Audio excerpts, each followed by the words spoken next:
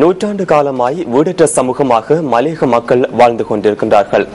வெளிமடை பிரதேச செயலாளர் பிரிவுக்குட்பட்ட அம்பிவல வாவிக் தோட்டத்தில் மண் சரிவினால் பாதிக்கப்பட்டு இடம்பெயர்ந்த மக்களுக்கான தற்காலிக கூடாரங்கள் வழங்கப்பட்டுள்ளன. அம்பேவல வாவிக் தோட்டத்தைச் சேர்ந்த 64 குடும்பங்களில் உள்ள 230 பேர் மண் சரிவு அபாயம் காரணமாக கடந்த 2.5 மாத காலமாக தோட்ட வைத்தியசாலையில் தங்க வைக்கப்பட்டிருந்தனர்.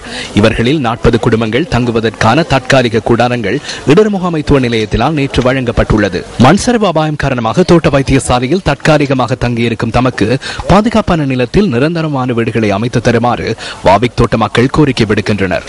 தொடர்ந்தும் தற்காலிக கூடாரங்களில் வாழ்வதனால் பல்வேறு அசௌகரியங்களுக்கு தாம் முகம் கொடுத்து வருவதாக பாதிக்கப்பட்ட மக்கள் குறிப்பிடுகின்றனர்.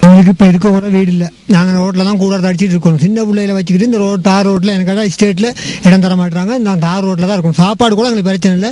எங்களுக்கு வீடு இந்த கூடாரத்தை அடிச்சு ரோட்ல இருக்க முடியுமா சின்ன பிள்ளைகளை வச்சுக்கிட்டு?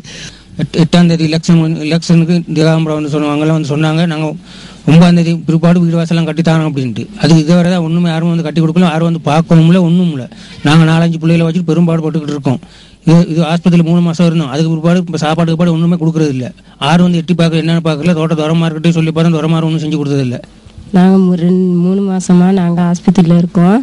எங்களுக்கு இந்த 3 மாதமாக இருந்து எங்களுக்கு அது தரேன் இது தரேன்னு சொல்லி செஞ்சு தரேன்னு சொல்லி ஓட்டு வந்து வாங்கிட்டு போனாங்க.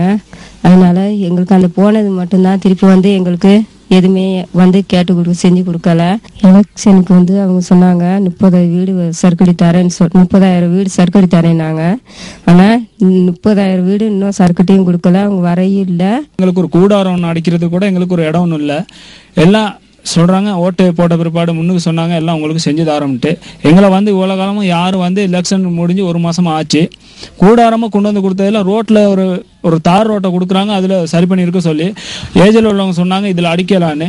நாங்கள் வந்து இழிச்ச வாய்ந்தானே, அதனால போட்ட கைக்கு அவங்க போயிடுறாங்க, வாங்கிட்டு போயிடுறாங்க. காரணம் என்னன்னு கேட்டால் எங்கள் விட்டு இழிச்ச வாய்த்தனத்தினால அவங்களுக்கு எழுதி கொடுத்துட்டோம். அதனால எங்க கணக்கெடுக்க மாட்டேங்கிறாங்க. அவங்க பெரிய இடத்துல இருக்காங்க, நாங்கள் வந்து குப்பையில் இருக்கிறோம். அதனால அவங்க கணக்கே எடுக்க மாட்டேங்கிறாங்க.